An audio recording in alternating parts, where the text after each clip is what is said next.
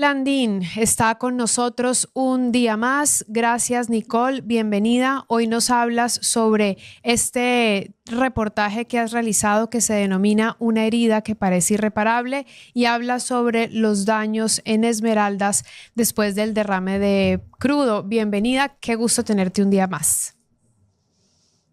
Clarita, ¿cómo estás? Es un gusto estar acá nuevamente y hablando de este tema que creo que ya lo teníamos pendiente de hacer. Lo teníamos pendiente y quiero dar lectura a la introducción de este reportaje que tú hiciste y que está en la reciente edición de la revista Vistazo. Dice, las cifras oficiales estiman que 25.000 barriles se derramaron en espacios hídricos de Esmeraldas, una de las provincias más pobres del Ecuador. Pero la estimación de expertos al menos duplica ese dato. Aseguran que aún es muy temprano para conocer el verdadero impacto del desastre de la rotura del Sote. Me gustaría entonces, Nicole, saber de primera mano, tú que pudiste hacer la cobertura en campo, ¿cómo lo viviste? ¿Qué puedes describir? Bueno, personalmente yo nunca había tenido la oportunidad, si se puede decir así, nunca había visto ríos tan contaminados como ahora. Si bien el equipo de Vistazo viajó casi a una semana de cuando ocurrió el derrame y ya habían hecho la mayor cantidad de limpieza, es decir, que ya no había la mancha negra en los ríos, solo se podía ver la mancha negra en los puntos de contención. Igual en estos cuerpos de agua todavía seguían como manchas aceitosas, en las orillas seguían manchados de negro, entonces sí fue una imagen bastante impactante y no quiero ni pensar cómo estuvo los primeros 2 días. Me dijeron que era completamente negro. Entonces, las zonas también, algo que vimos es que las zonas más afectadas son justamente las zonas rurales que albergan estas pequeñas comunidades que están a las riberas del río y que dependen de esa agua, porque ellos no tienen conexión a agua potable. Lo que también pudimos observar es que hay un malestar generalizado en los habitantes de varias comunidades porque este derrame cambió todo de la noche a la mañana. Estamos hablando de que sus medios de vida, de producción, porque se dedican a la agricultura, a la ganadería, estuvieron y están en algunos casos totalmente paralizados. Hay cultivos afectados y personas que incluso no podían trasladarse por la contaminación. En el reportaje tú misma mencionas que la ruptura en el Sote contaminó el estero Caple, el río Biche, el río Esmeraldas y que el petróleo que se esparció fue por más de 80 kilómetros de cuerpo hídrico. ¿Esto qué significa? ¿Qué alcance tienen estas cifras, Nicole?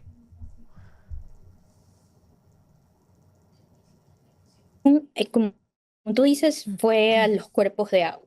Y hay que tener en cuenta que el petróleo es una mezcla de hidrocarburos. Esto quiere decir que algunos son más pesados que otros. Entonces, en un río, por ejemplo, hay estos hidrocarburos que son más livianos, científicamente se les dice volátiles, pero son hidrocarburos que se evaporan.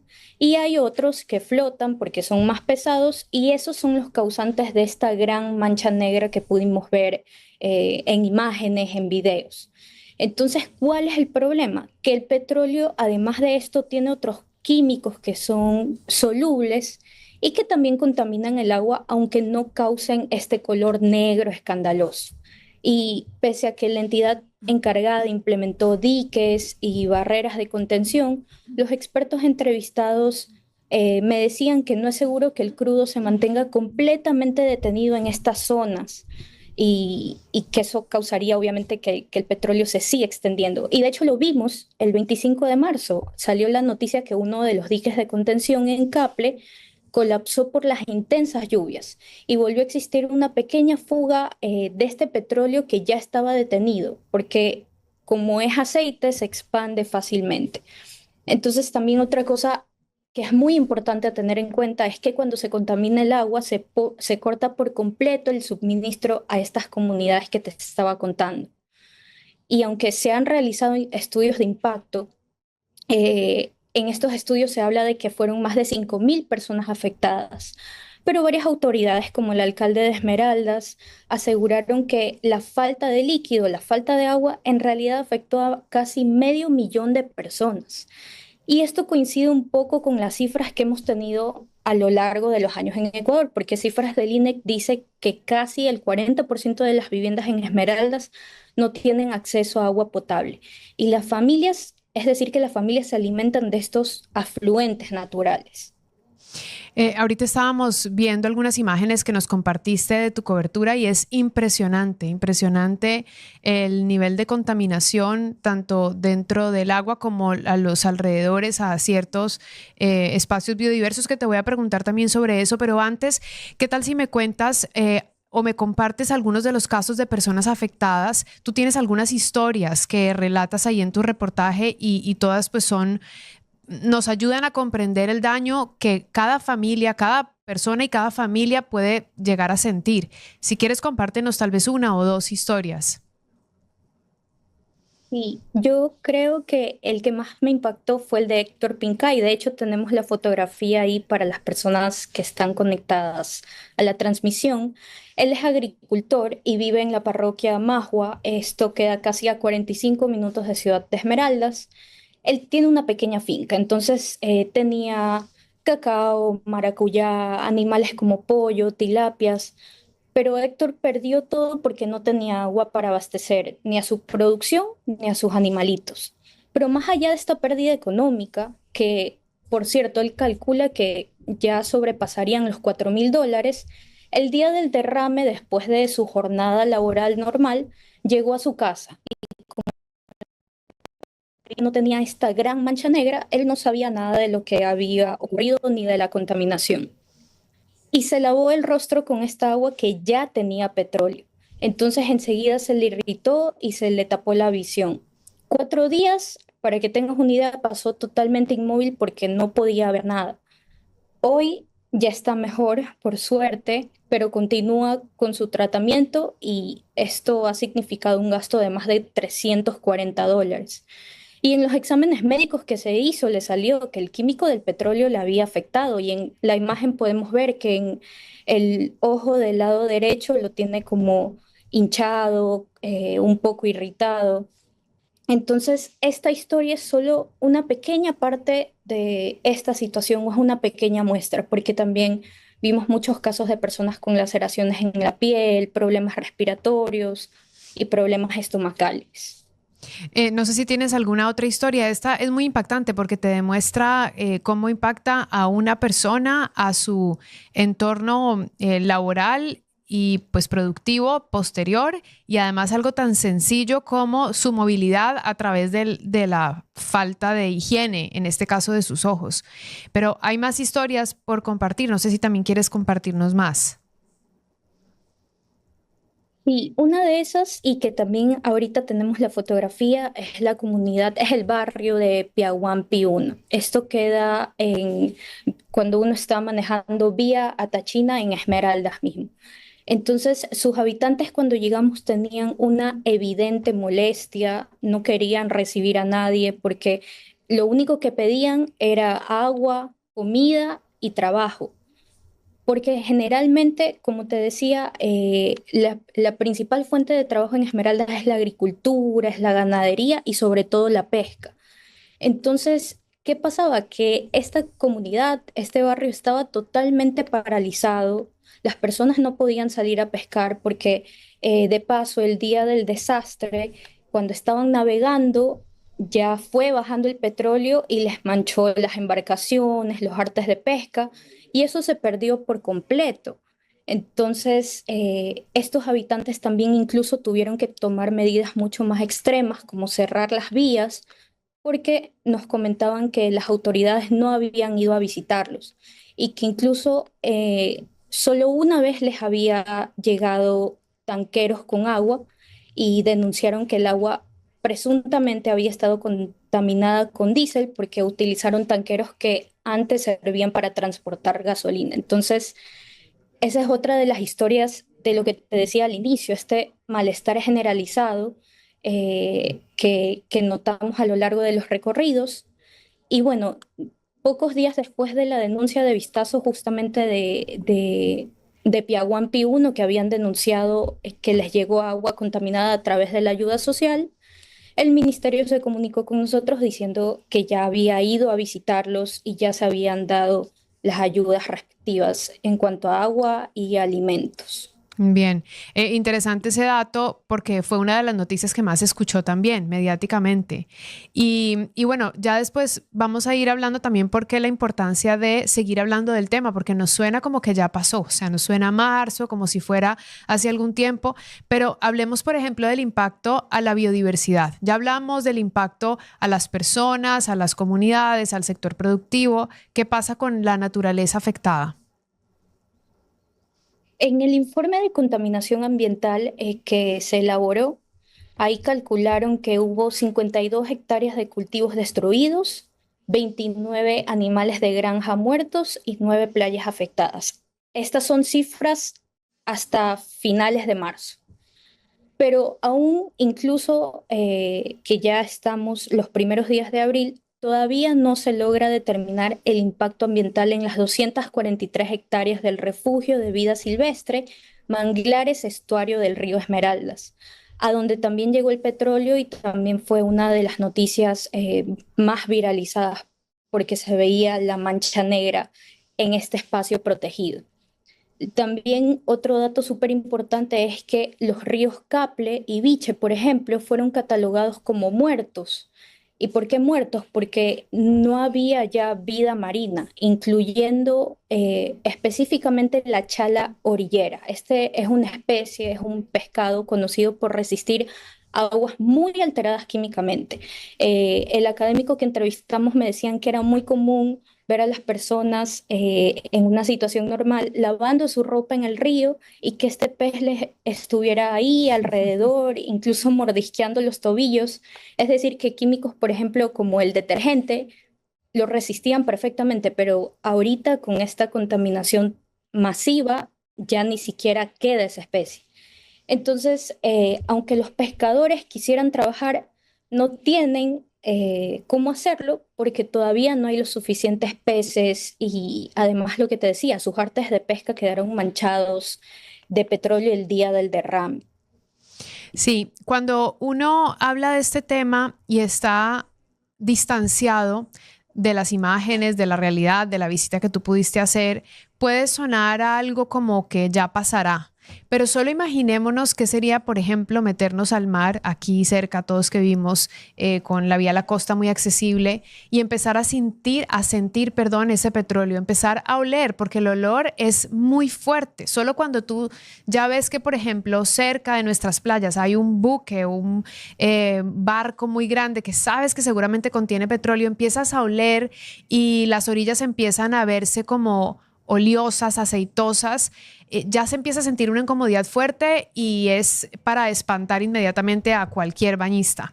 Imagínate las dimensiones de lo que nos estás hablando en las que la chala orillera ni siquiera es capaz de resistir un entorno en el que ya adversamente estaba como acostumbrado.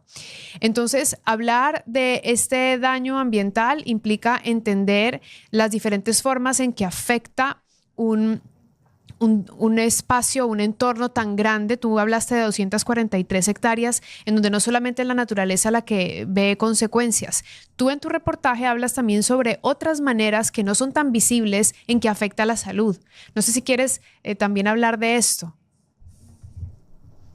Y esto está súper ligado a los peces y a esta afectación ambiental que estamos hablando. ¿Y por qué? Porque los peces consiguen su alimento en el lecho de los ríos, ¿no? Y allí pueden ingerir estas sustancias tóxicas que además de no degradarse con facilidad, son bioacumulables. ¿Y qué quiere decir esto? Es decir, que se almacenan en los tejidos grasos de los peces, en el cuerpo de los peces y cuando las personas los van a pescar y los ingieren, también se están comiendo estos residuos tóxicos.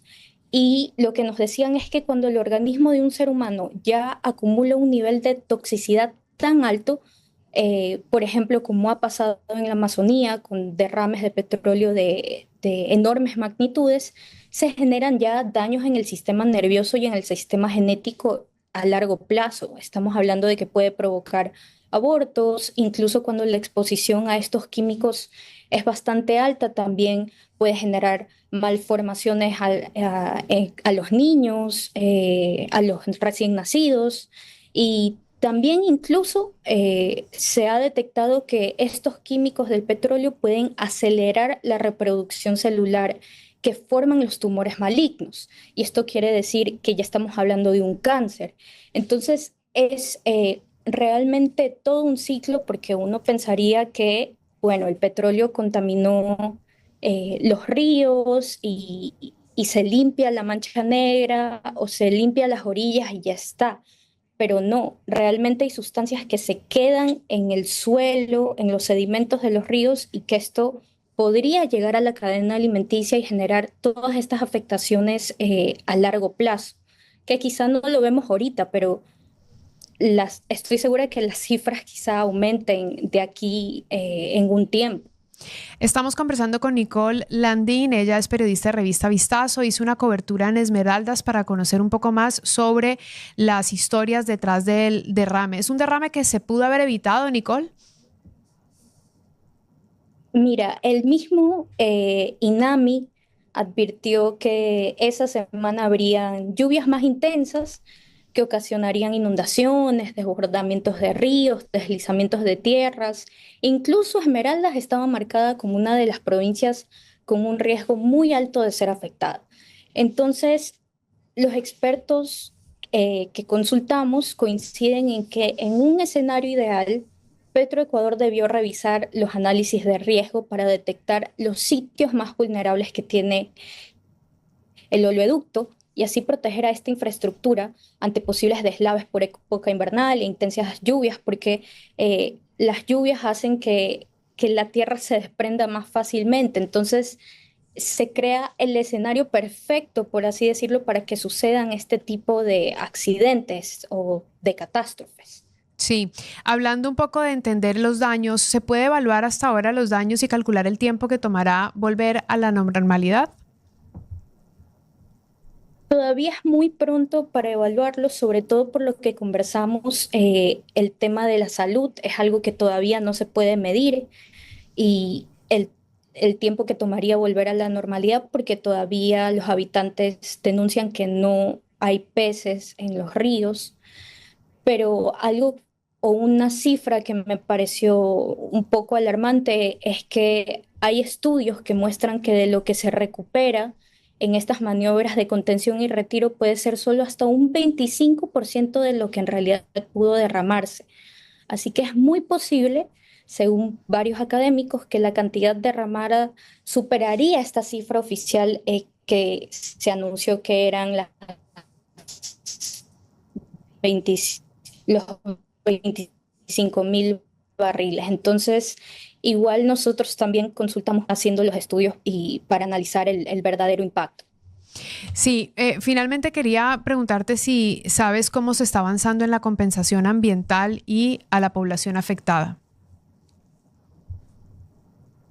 De hecho, recientemente, esta semana me parece, se anunció que se va a destinar más de $2 millones para este pago de compensaciones preliminares en Esmeraldas.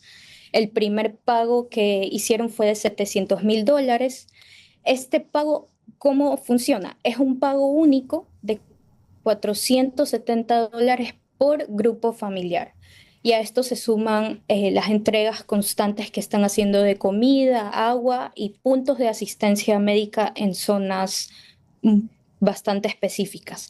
Y las labores de limpieza continúan. Han utilizado material absorbente, continúan las barreras flotantes para evitar que algún residuo, igual que quede, llegue a los océanos y todavía siguen en proceso de análisis para determinar qué otras acciones de compensación ambientales y sociales se deberían realizar. Bien, Nicole, yo te agradezco habernos compartido toda esta historia y esta cobertura. Yo te pude seguir a través de las redes sociales. Yo sabía que se venía un reportaje amplio y profundo sobre esta investigación tuya, entonces te agradezco compartirla también con la audiencia de La Lupa. No sé si a lo mejor después de todo tienes también tus propias conclusiones de todo este reportaje y cobertura que hiciste. y hablando con los habitantes de Esmeraldas, varios coinciden en que no hay ayuda que compense este desastre. Y la idea que más se me viene a la cabeza ahorita es que quizá por toda esta coyuntura electoral el tema puede quedarse un poco relegado, pero no debemos olvidar que hay personas que todavía continúan sin agua y sin un sustento económico para mantener a sus familias. Entonces, si bien he visto que las instituciones encargadas siguen trabajando activamente en la provincia y en las zonas del desastre, es lo correcto y creo que eso se debería mantener porque, como te decía, no hay que olvidarse de estas personas por más que surjan otras necesidades dentro del país, como los afectados por inundaciones, por ejemplo, también es otro tema muy urgente que atender. Totalmente. Nicole, este reportaje está en la reciente edición de la revista, me imagino, y también cuéntanos qué más hay en esa edición. Sí, en esta edición está también bastante electoral porque hay una propuesta a detalle de los dos candidatos presidenciales a propósito de las votaciones de este domingo en educación, salud, seguridad, economía y varios ejes más. Pero también tenemos, por supuesto, las otras secciones, como en salud, que hay un reportaje de Pili Ortiz sobre el cáncer de colon y cómo detectarlo a etapa temprana permite una curación total de esta enfermedad. Y por supuesto, en otras secciones como gente y cultura hay historias muy interesantes como la de Milena Riera, que es una modelo ecuatoriana que trabaja en Japón. Así que los invito a leerla y que no se la pierdan. Gracias, Nicole.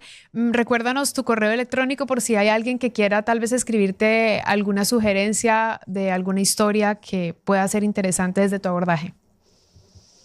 Sí, claro, es nlandin@vistazo.com. Perfecto, Nicole. Muchísimas gracias por estar aquí en nuestra lupa. De verdad que siempre es muy enriquecedor poder compartir contigo este espacio. Muchas gracias, Clarita, y bueno, nos vemos en 15 días hablando de otro tema también que lo mencioné muy brevemente, de la época invernal que estamos atravesando en la costa ecuatoriana. Perfecto, estaré lista para esperar esa historia. Muchísimas gracias y nos vemos.